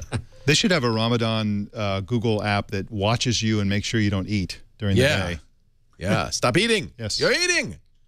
Put down that cheeseburger. It's Ramadan. Sorry, we should. Then you can have the religious kosher jokes at this point. Just don't cartoon Muhammad. We're all right. Google is readying its own smart thermostat, just like Nest. This is, of course, more signals. How hot is your house? This is from the Information, Jessica Lesson's new blog. I paid for it, so I can report on it. It's called Energy Sense. Google's collecting volunteers to test them. And apparently, I guess it did Power Meter before, which was a web dashboard to show. I remember Power Meter, actually. Yeah. Does the chat room know where Google is finding these volunteers? Where do you go sign up? How can we sign up? Yeah. Anybody? Chat room? Again, Watson. What is the sound Watson makes when it's thinking, working? Yeah, I've seen ads now. IBM's doing ads. Watson was helping the NSA for a while. Now they've got ads for what other stuff Watson's doing. Is Watson one thing, or is it a platform? What is Watson? Is it Skynet? Watson seems very busy. It's doing a lot of research. It's a toolkit, isn't it? It's basically It's a toolkit. It can run on different computers. I would like to see. It's a Hadoop-based framework that tries to work out what's going on. Watson is Hadoop? Yeah. Well, you know that? Howdy do. Really? I'd like to see Watson combined with one of these new Google Boston Dynamics robots, where Watson has to actually hit the button in Jeopardy. And I don't think Watson would do as well if it had to compete for speed with the button. That's right. Darn it, I want a rematch. You see those poor schmucks who are hitting the button like crazy and they never get it. Right. So apparently the Google Play Store has some apps. These are called Energy Sense apps that sense energy efficiency, create awareness among users, and raise events. These are not from Google, but they are in the App Store. I'm not sure if this is related to what Google is up to. But Amira Fradi, writing for the Information, refers to them. I think this thermostat is just a tip of the iceberg for a larger push by Google and lots of companies into both home automation and the Internet of Things, where it's not just thermostats and Nest, for example, has this incredibly great, actually, smoke detectors. I took my Nests out. Yeah, did you? Yeah. You did? But, yeah, I kept turning on the heat. You know, sometimes smart things are not. They're too smart. Right. I just want a dumb thermostat. When it's cold, I turn the heat on. Yep. I don't need Did it to save be you any smart. money? It says it saved me money, but how do I know? Yeah. It's smarter than me. Yeah, I didn't put it in the new house. But you know what? You know where the camel's nose under the tent is my Microsoft Xbox One. Yeah. Which really is pretty damn smart, and I can talk to it, and I wouldn't. You know, the thing that's missing is the connection. There's no standard for how these things talk to one another. That's right. And there's the home automation market is an enormous market. It's very fractionalized. Everything is moving. Yeah, right. There's the big, like, they have Zigbee, and like companies have to come install it for you, or you have to be a home automation genius. Or you got to buy those those expensive plugs. Exactly. For every damn appliance. Right. And then there's the smartphone controlled world, which on Kickstarter is just an amazing, thriving. We should do a show. I want to do a home automation show. Yes. Let's do that. Yes. You can use my house as an example. Yeah, there you go. and nice. And we'll show me locked out in the middle of the night and it's raining and I can't. House open. House open. House open. That's the problem. Everybody who has any experience with these things knows that, even the Hue lights, which I like a lot, the idea of controlling the lights via Wi-Fi, have a little flaw. When the power goes out, they turn on full bright as soon as it comes back. In the middle of the night, I wake up and the lights are on.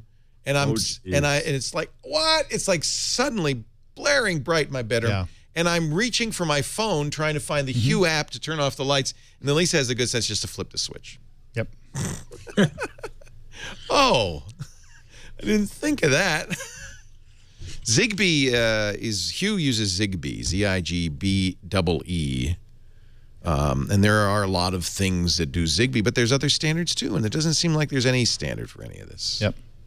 And I have the feeling that iBeacon, Apple's iBeacon, their indoor, so-called indoor GPS thing, I think that's going to be a home automation play eventually, because every Apple device of a certain vintage is an iBeacon transmitter, and so you can walk around the house and it'll know where you are. So Google's for sure doing this because, A, they've got the speech recognition, but also remember when they were showing the queue at that Google I.O., and then they showed you waving your CD over it, and then it would know all the songs you had, and there was Right. It seems like Google's got a lot of the pieces of this puzzle. The other signals you have too. A friend of mine who's a professor of EE at Rutgers talks about how every appliance, and this is well known, every appliance has a signature. Yeah. So looking at your power pattern, you can see what appliances are on for how long, what time of the day. Right. Yep. That's already data that's there and available for the grabbing. Yeah. Yeah, it's an incredible. I really think we should do a show on that. I want to do a home show. Let's talk. Let's talk about home. So much fun. I want to do a home automation show. I think it requires a trip to the World's Fair. Someday, all your phone calls will be video calls. Chromecast gets smarter. In fact, it may ultimately get completely open. Right now, Google's the gatekeeper. We mentioned last week all the new apps. Now the latest word is that there will be an SDK early next year that will allow anybody who wants to Chromecast enable an app to do so without Google's permission. So stand back. Because I played with the old SDK, and the problem was you had to. The process was very cumbersome. You had to register your app with Google. And then you have to do some Jiggery Pokery to each Chromecast you wanted to play on to authorize that app as well. And so to actually get it working was quite annoying and made it not worth doing to distribute anything because I think Jiggery Pokery was the dance they were doing at Fezziwig's Christmas party. You stopped us all there. We didn't hear a thing you said, Kevin, after Jiggery Pokery. How do you spell Jiggery Pokery? This is obviously what I get from going to London for a week. My public schools. It's the public schools. It's all it is. No, that's an Indianism. Is it Jiggery Pokery? Yeah, that's that. Say it like Jiggery Pokery. Then it makes sense. No, you had to like register a thing with Google, and that would take a day, and you had to register a domain and a URL with them for you to put your page on, and then you have to do some complicated thing where you log into each Chromecast and bless that URL as well. So you had to bless it on the server side of Google and bless it on the client side to play it back, and then you could write Chromecast stuff. So. Having an open SDK would be a big win for that, I think, because I think I'm excited. It's very the actual idea is actually very well thought out. It's basically it's running a web browser. You send it a web page, and then there's a protocol for you to talk back and forth from the device you're holding to the web page that's being displayed on the Chromecast. It's Dial, right? This is an open standard Dial. It's got some overlaid stuff of theirs on it as well. Yeah, discovery and launch. Yeah, but also, they were using bits of WebRTC in it, but also they had their own wrapper around that as well. So if they're smart, they'll make it more, to just use the WebRTC stuff as that gets more mature and use that directly. But part of the value of it was that, so the use case I was using it for was, I had a web slideshow, presentation app, and I was sending that to the Chromecast so I can advance the slides from the phone or whatever, so you can get around that whole issue, and rather than saying clone my screen from whatever I'm holding to this thing, you can say go to this page and let me manipulate that page from the thing I'm holding, which I think is actually more useful than the broadcast your screen model. They're a little bit harder to understand. Yep. Google giveth and Google taketh away. The Gallery app, the stock Gallery app, is no longer on the Play Edition devices. Good riddance. That's unfortunate. Good riddance. Well, I don't like Photos. Photos loses stuff. So Photos is the replacement? Yeah, Photos is more like a Google Plus interface. Yep, exactly. But it is confusing because on many of my phones I have Photos and Gallery. Right. And then, of course, if you have a Samsung or an HTC, you have your own gallery, the AOSP gallery, and Photos. Yeah. So Gallery's the odd man out. However, the Find My iPhone, or Find My, I guess it's like Find My iPhone, Find My Android phone device manager is now available in the Play Store. You can install it on any Android device. I can say, I don't, does it work like this? Okay, Google now, find my phone. The idea being that you would do that and then you would walk around the house saying that, looking like an idiot, all the cats looking at you, going, what is he saying? And then when it triggers, oops, see, it heard all the other stuff I said, but not find my phone. Find my phone. I have to shut it. And it makes this really loud, annoying noise. Right. But it didn't. Didn't. So because you have your phone. Your phone can't find itself. The one time I left my phone in a place where this would actually work in a seat cushion in my sofa, it didn't work. So Well, yeah, they've had that thing. They've had the Android device manager that lets you do that. It's just a bit obscure to find, right? Right. You can use that now to make them chirp and jump up and down. And you know, they tell you where they are, and you can make them make noises, so you can find them too. Yeah. And it also will show you a map of where your phone. Yeah, all of which is very cool. And of course, I didn't set up my Nexus 7 got stolen before doing that. Yeah. What? Your non-working Verizon Nexus 7? I've now bought another one, which now has 4.4. Haven't heard anything from Verizon. Verizon, by the way, meanwhile, is looking evidently to sell its only open spectrum, the LTE spectrum it got, because it can't bear to be open. So then it gets them off the hook. They don't have to adhere to those FCC rules. I'm going to argue the opposite with the FCC. They've violated my rights by agent. They should be grandfathered in. A My Glass companion app for Google Glass briefly appeared in the App Store for iOS. Then Android realized Apple realized what it was and yanked it. I don't know what happened to it. Weird. Yeah. Google says that My Glass will return to the App Store later this week. It's going to coincide with the latest monthly update. So finally, you'll be able to use. You've had to use it with an Android device, right? Yeah. You'll now be able to use it with iOS. Aren't you lucky? It's going to be nice. Going to be nice. Google now shows images in your Google Mail. If Gina were here, this would all be changelog stuff, but I'm just going to kind of roll it all up. But don't worry, they're safe because it's proxying those images. There was so much confusion about this week. Wired thought that this meant that every advertiser could see where you are, when in fact it was the opposite. Exactly. Google was caching the images. Right. That was a strange article. Misunderstanding was rife. Yep. So I'll tell you what's going on here, in my humble opinion. So up to now, if you use Gmail, there would be a button that said load images from the sender. You could say always load images from the sender. But by default, they would just be a box with an X in it. That probably confused people. So one argument that Google could make is, hey, it's not going to confuse people anymore. They'll see images, but we've sanitized them. So what happens is Google re-encodes them to remove any potential malware, but it also proxies them, so the loading of those images no longer notifies the sender that you're looking at the email or gives that sender any information about you. However, I also have to point out, it means that newsletters and other kind of junk email that you get with images in it is much more valuable to the people sending it, in the sense that you're going to see the images now. You can turn this off in the settings. Yep. But if you all of a sudden, I don't want to see those images, and there is the security risk that's gone. Yep. But there is also the issue of, and I think Google's probably doing this because, you know, people who sent email newsletters were complaining, right? And they also like features that they can do that a lot of other companies can't do. Who can cache? It's a lot of data, gazillions of photographs like that. But people, you know, I think it's a good move because the vast majority of Gmail users probably didn't know that the existence of pictures in email can show the sender your IP address. They find out all kinds of other information about you. I'm just like you're loading their web page. Exactly. And I'm not clear whether, you know, if this thing, if it's still possible for the sender to find out when you open it. I think it is. They're banana tag type. I read something that it is the case that they still can. There is a way to do that. Because then the proxy server will fetch it. So you'll see the first time you see the proxy server get it. That's what they said. So Google will know. You'll see Google do it. But I think, but not on your behalf, just on behalf of everybody who gets that email. No, because the point is you put a unique URL for each one you send. Ah, clever. Which is the classic way you do email tracking. Right, you send an image with a unique URL for each. Or even not an image, a 1x1 pixel. Yeah. Yep.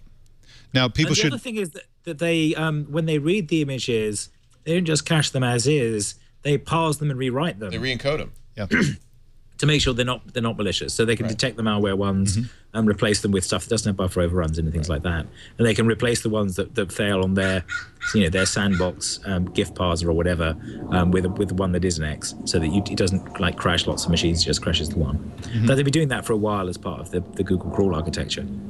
So one criticism of this is that Google is in the advertising business and they're not in the email marketing business, and this is seen as a move against email marketing. And therefore against a competitive type of advertising. Everyone should know that that's part of the controversy here. And people should also know that this won't hit the mobile devices until sometime next year. I believe it's already been enabled on desktop universally, but not on mobile until next year. I saw it on desktop. I haven't seen it on mobile. Yeah.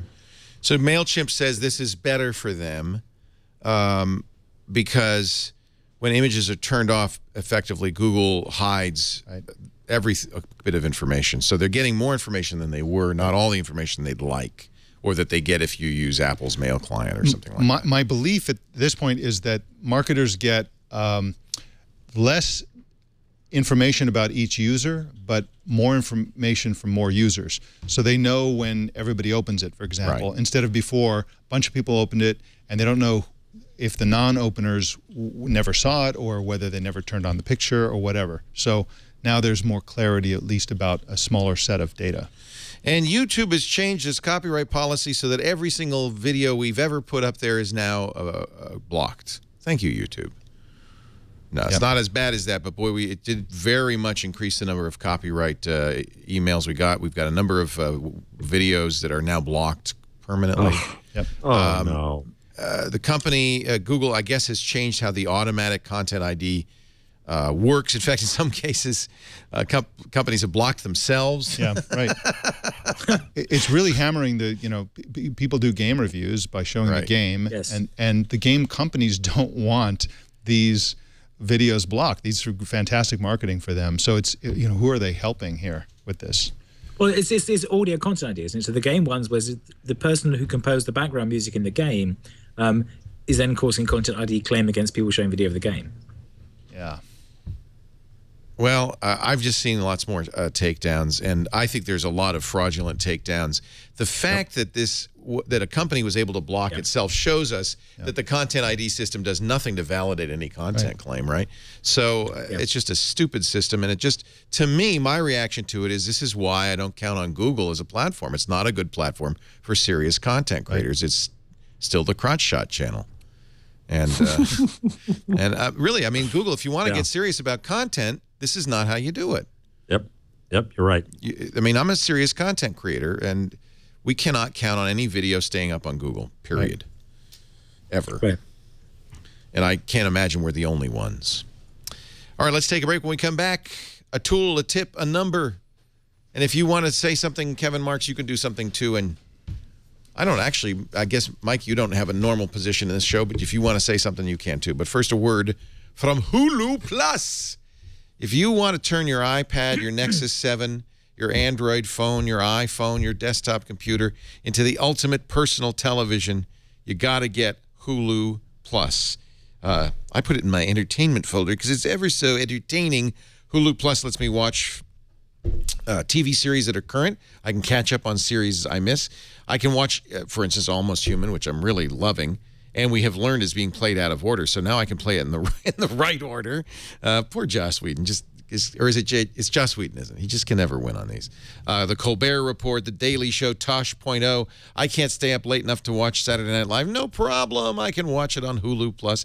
They've also got the entire all seasons of shows like Lost and even the original Star Trek. The whole Star Trek stuff is all here. You want to catch up on Shark Tank, Week 12. It's lots of fun to watch this on your iPad.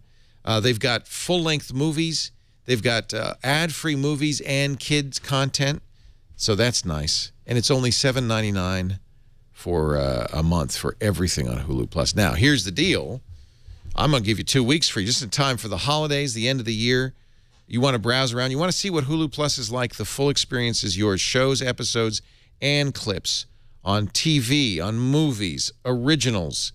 Those Hulu Plus originals like Behind the Mask. After 6 years, Jersey parts ways with Hey Reb and UNLV. The Wrong Mans. 2 lowly office workers get caught in a web of kidnapping. The Misfits.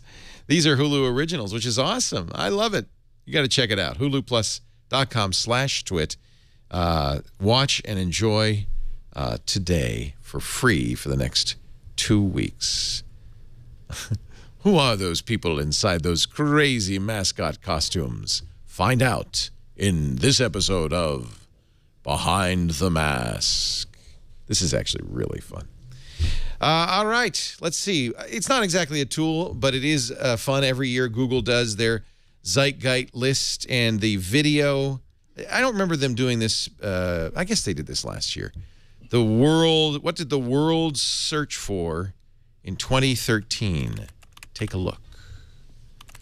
New beginnings. There's The new princeling, George, little George. New same-sex weddings. A new pope. New frontiers. Google Earth. Position to look at That's the cool. other world. New Jersey. New Jersey. I don't think they do that one. Ways to help. Boston Marathon. Child tossing competition. Yeah. Courage. The importance of light. Oh, that's nice. When we see darkness. Goodbyes. Baroness Thatcher. Hey, they'd leave with that. And then Paul Walker. And then Nelson Mandela. Inspiration. Yeah, these are some of the crazy viral videos. I did not see the underwater Harlem Shuffle. I missed that one. Nothing more inspiring than flaming metal Shrek coming down Yeah, in the I don't get sky. that. When you finally get to that point of acceptance, there's nothing more beautiful. Yeah. These are like Mick Jagger. the last video they find. What does in the camera. fox say? Say my name. It's fun. It's just an ad. Google's great at these search ads. But this is, and then, of course, Bad Kid. Bad Kid. San Francisco. That's a nice way to end. Very uplifting. And then you get the Zeitgeist, which tells you what people searched for in the year 2013. Paul Walker, Boston Marathon bombing, Nelson Mandela, Corey Monteith, and the iPhone 5S. The top trending. The most searched for people, Miley Cyrus, Drake, Kim Kardashian, Justin Bieber, Beyonce, and Rihanna, once again giving us hope that America can still be strong. Annual events. The #1 annual event, Black Friday. The #2 annual event, Cyber Monday. Then the Daytona 500. You really get a unique perspective on what America cares about when you look at the Google Zeitgeist. I used to mock it when Yahoo did this, but this is just as bad. Yeah. Athletes, authors, appetizers. The #1 appetizer, tomato mozzarella. Beer, the #1 beer, Blue Moon. The #1 blog and gadget, the #1 book, Lean In by Sheryl Sandberg. The #1 car company, Tesla, then Bugatti, Mini, Ford, and Jeep. They also released the top what is blank list, and the #1 question asked, what is twerking? I'm still not sure. Although I think if you search for what is twerking, you're likely to get some examples, which probably make it easier. Hot searches for today, the Georgia Lottery, of course, because the Mega Millions was won by somebody who just doesn't understand probability and still won. Yeah. Gosh darn it. Justin Bieber says he's retiring. Wait a minute. Hold everything. That is He's our... had a long and productive career. He's getting old. Yeah, it's time for him to play golf with Bob Hope. Jeff Jarvis, your number of the week. Well, as we're going into Christmas, it's time to do Google's 12 Days of Giving. If you go to 12daysofgiving.withgoogle.com, I typed 12 gays of giving. That's a different search entire. 12 days of giving. That's a long URL. But that's a weird. Wait a second. That's a weird. Okay, it still goes to google.com. Okay. No, it says withgoogle.com. Is that trustworthy? 12 days of giving with Google Doc. There's no dot. There's 12 days of giving .withgoogle.com. With Google.com. Who owns with Google? I don't know. I hope I'm not. That's interesting. If you I think that's real. If you search for with Google, I mean you type in with Google, you get Google. Okay, all right. Google apparently owns with Google, and the certificate's okay. All right, just trying to make sure. I didn't want to, find out tomorrow that I. Yeah. Microsoft owns without Google. In your dreams. Yeah. So it's funny because Apple's doing the 12 days of giving, but theirs starts the day after Christmas. So what do we get? I don't know. What do you like here? Motivate a teen to go to school? Oh, you give. See, now I like that. You give. So this is like that Buck app that Gina had us all install. Right, exactly. Celebrate wildlife like polar bears. Oh, who doesn't like polar bears? Yeah. Seals. $1 equals 100 families home for the holidays. I'm not sure how that works. Wait a minute. The polar bears aren't clubbing baby harp seals, are they? Oh, man. Now who do I give to? Charity water. That's always good. Water projects. This is nice. That's nice. So a little holiday number for us. Yeah. As the NSA turns up my lights. Jeff, we got to give him a clapper. I've got to get, yeah. Home automation is not off to a good start. It's worse today. It's worse. I must be putting off less psychic This energy. is something the university does to drive him nuts. Yeah. It's so hard to get rid of a tenured professor these days. Do you have a tip you would like to give us, Mr. Kevin Marks? I'm not sure I have a tip. Anything you'd like to talk about? So the thing that amused me this week was Dogecoin. If you've seen that, what is Doge? Is this related to Bitcoin? Yes, this is the new cryptocurrency based on the internet meme Doge. What, Doge, the mayor of Venice? Doge? No, Doge, the dog that says stupid things in Comic Sans.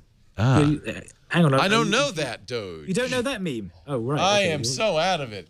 You're 2 memes behind. I'm 2 memes behind. This is the cute dog, and it says, much currency, and has this little, like, cute dog with saying nonsense thing. It's the success to lolcats, I suppose. But there's now Doge coins. So someone has actually made a cryptocurrency based on this. There's a Doge. So is Doge like the cat that says things funny? Yes, it's like a lolcat thing, but it's the dog response to the funny cat. It's a different idiom. It's a cute dog that has. It's a Shiba Inu. Yes. Oh. You know your meme is your friend here.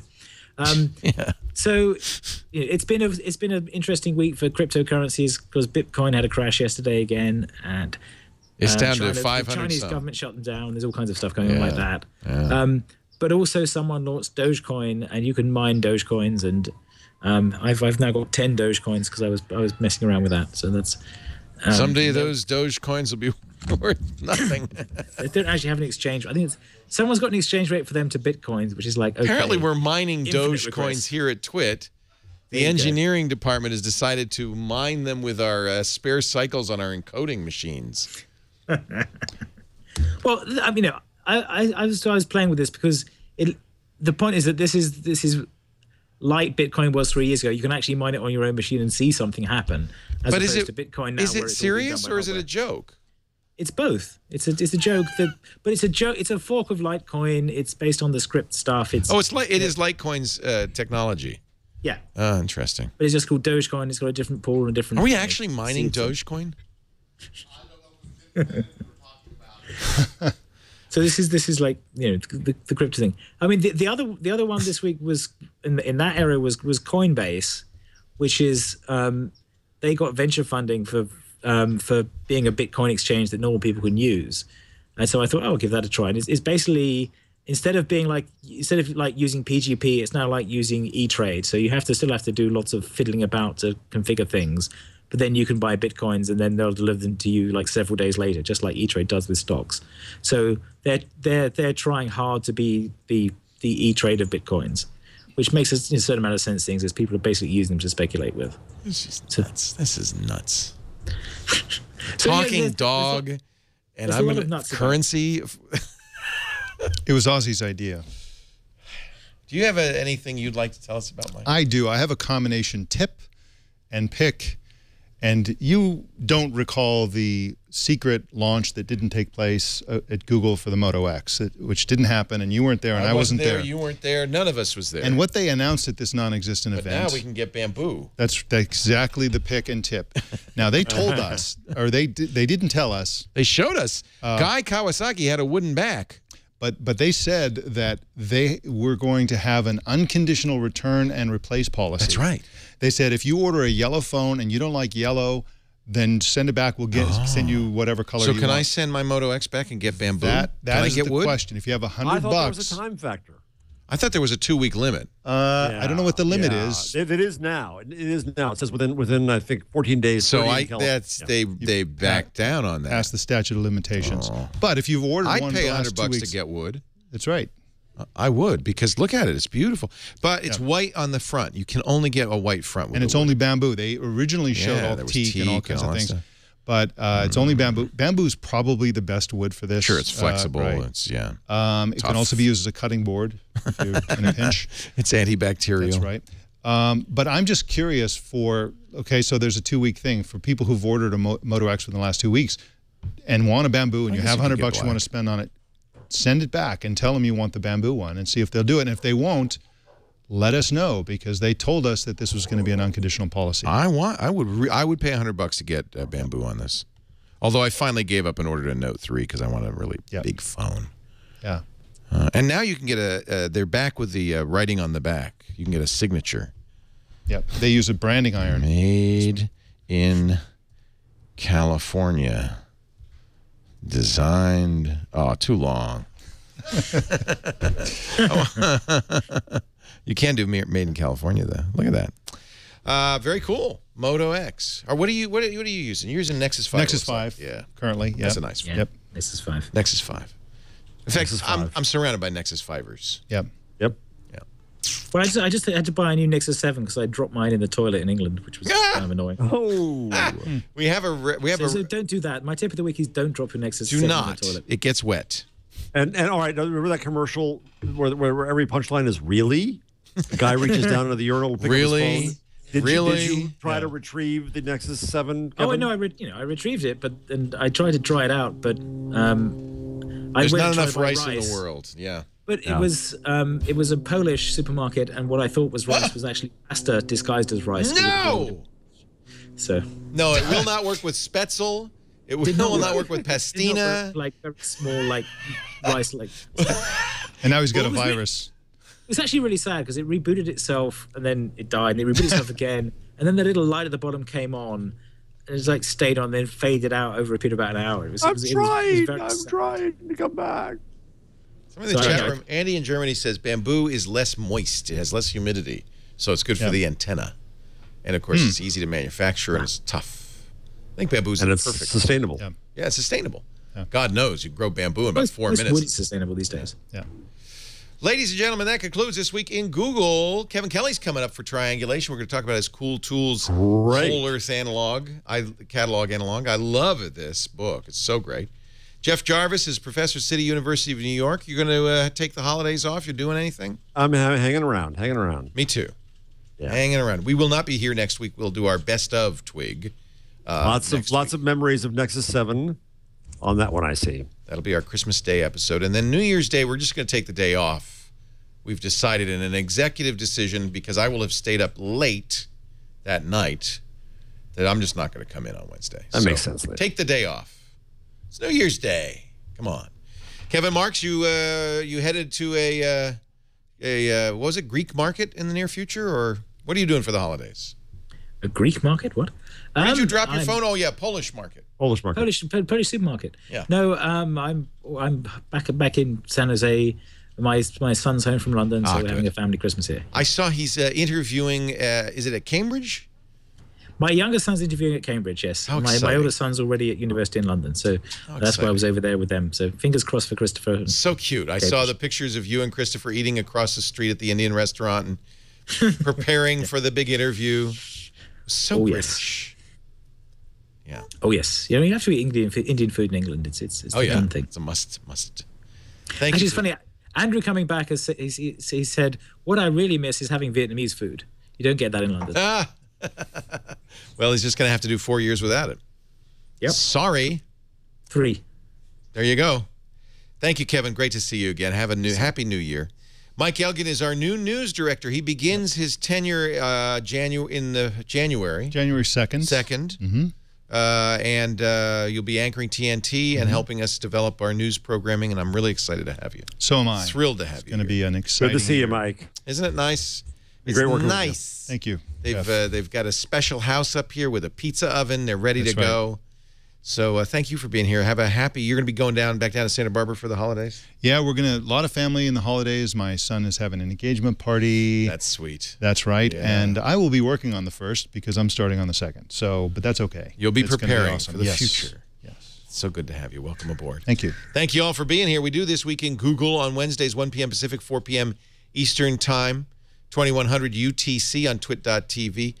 Are we moving this show? No, this show stays here. I ask this every time.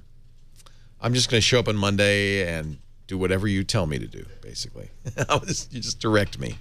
By the way, I'm getting set up to start mining my Doge. Doge mining. Wait a minute, that looks just like the Bitcoin wallet. Yeah.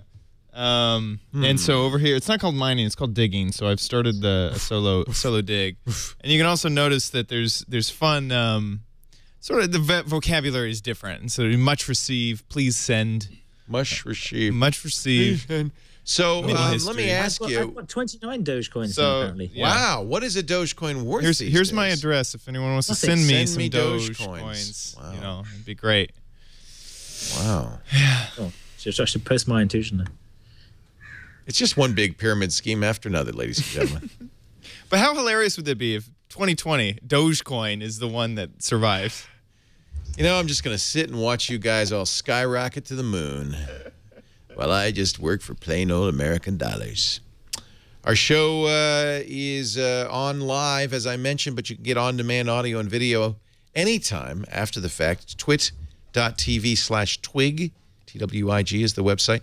You can also search for Twig on your favorite netcast client, and you'll be able to download it every week. Subscribe. That way you get it every week. And do us a favor. Tell your friends. That's the best way to spread the word about the good work we're doing here at Twit, is to tell your friends and relatives who would be interested.